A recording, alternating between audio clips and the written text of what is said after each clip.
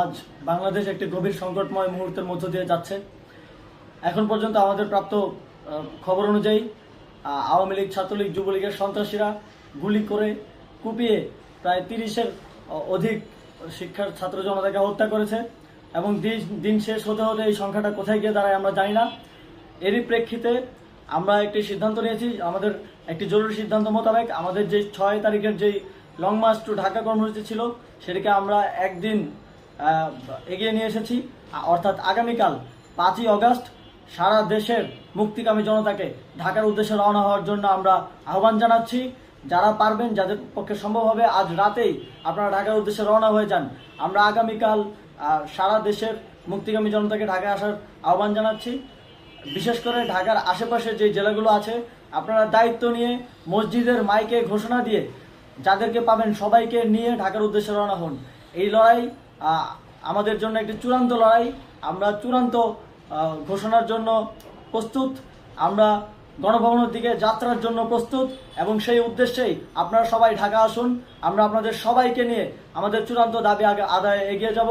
আমি জানি না সমন্বয়করা আজকে রাতে বেঁচে থাকতে পারবে কিনা, কিন্তু আপনাদের উপর আমরা এই দায়িত্ব দিচ্ছি। আপনারা সবাই নিজ দায়িত্বে ঢাকায় আসবেন আগামীকাল এবং পরশু পরিস্থিতি বিবেচনা করে পরশু গণভবনের দিকে 4 দিক থেকে আমরা রওনা হব। আমরা খুব আতঙ্কের সাথে লক্ষ্য করছি যে ছাত্রলীগ, যুবলীগ এবং আওয়ামী লীগের গুন্ডারা পুলিশের অস্ত্র দিয়ে পর্যন্ত সাধারণ জনগণের উপর হামলা করছে। কিন্তু একটি সুখের খবর হচ্ছে সারা দেশের বিভিন্ন স্থানে সেনাবাহিনী ছাত্র জনতার পক্ষে দাঁড়িয়েছে।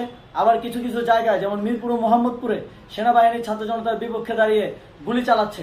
আমরা সেনাবাহিনীর প্রতি আহ্বান জানাতে চাই, আপনারা এদেশের নাগরিক এবং আপনারা এদেশের নিরাপত্তার দায়িত্বে আছেন, এদেশের জনগণের যানবাহনের নিরাপত্তার দায়িত্বে আছেন। আপনারা দেশের পক্ষে এবং দেশের জনগণের জন্য কাজ করবেন। কোনো খুনি সরকারের জন্য, কোনো খুনি রাজনৈতিক দলের জন্য কাজ করবেন না। এটি এদেশের জনগণ আপনাদের থেকে প্রত্যাশা করে। আমাদের এই আন্দোলনে সম্পূর্ণ সমর্থন দিয়ে হয় নিরপেক্ষ থাকুন অথবা এই খুনি বাহিনীকে, সরকারের খুনি বাহিনীকে প্রতিহত করুন, তাদেরকে যথাযথ শাস্তির আওতায় নিয়ে আসুন।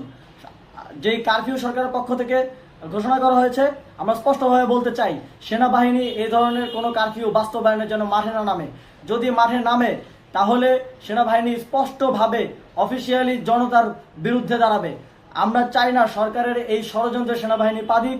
সেনাবাহিনীকে জনতার বিরুদ্ধে দাঁড়ানোর যে ষড়যন্ত্র সরকার রচনা করছে সেটিতে সেনাবাহিনী পা দিবে না, এই বিশ্বাস আমরা রাখতে চাই। আওয়ামী লীগ আজ সারা দেশে তাদের খুনি বাহিনীকে নামিয়ে দিয়েও ছাত্র জনতার প্রতিরোধের মুখে টিকতে পারেনি।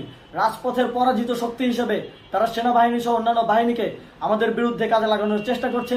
এই চেষ্টাকে, এই ষড়যন্ত্রকে ব্যর্থ করতে হবে এবং আগামীকাল সারা দেশে মসজিদে মসজিদে ঘোষণা দিয়ে ঢাকার উদ্দেশ্যে আপনারা রওনা হন। প্রত্যেকটি পরিবার থেকে অন্ততপক্ষে একজনকে ঢাকার উদ্দেশ্যে রওনা করে দিন, এই ইতিহাসের সাক্ষী হতে, একটি নতুন বাংলাদেশের অভ্যুদয় ঘটানোর একজন কর্মী হতে।